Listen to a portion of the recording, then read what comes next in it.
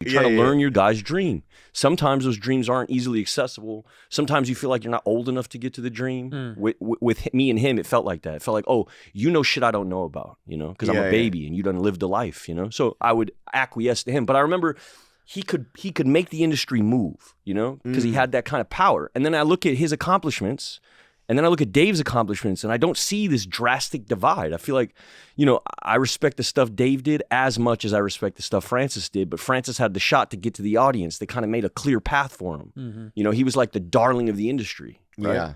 And so I don't know how many resident geniuses you boys have, but I don't have any, you know? The fact that I know Dave feels like some kind of miracle. So then it was like, oh, well, if I could just work on Dave's stuff forever, that would be a dream come true.